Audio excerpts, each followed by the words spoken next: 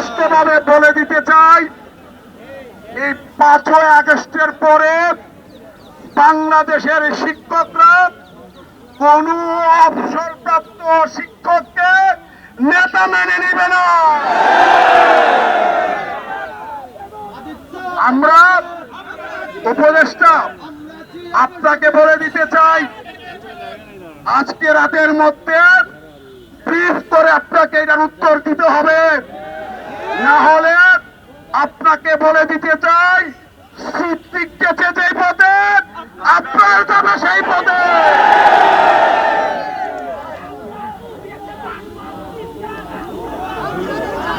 ভাইয়ের আমার, আমি বিএনপির high command, please listen to me, আমি বিএনপির হাইকমান্ডের দৃষ্টি আকর্ষণ করছি। বিশেষ করে আমি ভারপ্রাপ্ত চেয়ারম্যান মহোদয়, যিনি যাকে আমি ব্যক্তিগতভাবে পছন্দ করি, আমি তারেক জিয়ার দৃষ্টি আকর্ষণ করছি। আপনার এই অবসরপ্রাপ্ত 2 শিক্ষক নেতা উল্টা পাল্টা বুঝিয়ে আপনার মহাসচিব সহ জনাব রিজভী সাহেব সহ তাদেরকে ভুলভাল বুঝিয়ে সারা বাংলাদেশের 6 লাখ শিক্ষক কর্মচারী পরিবারকে ইতিমধ্যে বিএনপির বিপক্ষে দাঁড় করিয়ে দিয়েছে।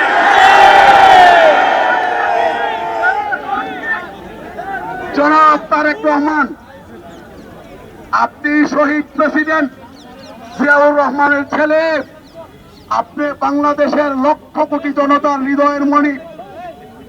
আমি আপনাকে অনুরোধ করতে চাই, 6 লক্ষাধিক শিক্ষক পরিবারের পক্ষ থেকে অবিলম্বে সেলিম ভুঁইয়া, জাকির হোসেনকে আপনার দলের সকল দায়িত্ব থেকে যদি অব্যাহতি না দেন, আগামী নির্বাচনে 6 লক্ষাধিক শিক্ষক পরিবার ব্যালটের মাধ্যমে।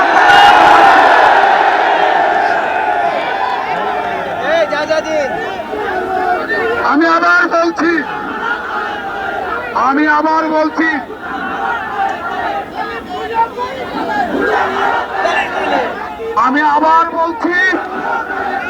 আমি আবার বলছি, বাংলাদেশের আপসীন নেত্রী 2001 সালে 4 দলীয় জোটের ব্যানারে ব্রাহ্মণবাড়িয়া সদর এমপির সাথে বিভিন্ন এলাকায় আপনার নামে স্লোগান দিয়েছি, এমপির নির্বাচনী সভায় বক্তব্য দিয়েছি। আপনাকে আমরা পছন্দ করি হৃদয় থেকে। এই দালালগুলোকে যদি আপনি দায়িত্ব থেকে অব্যাহতি না দেন, আমরা যারা আপনাকে ভালোবাসি, আমরা যারা আপনাকে পছন্দ করি, আপনার দলকে কিন্তু আমরা আপনাকে সাপোর্ট দিতে পারবো না।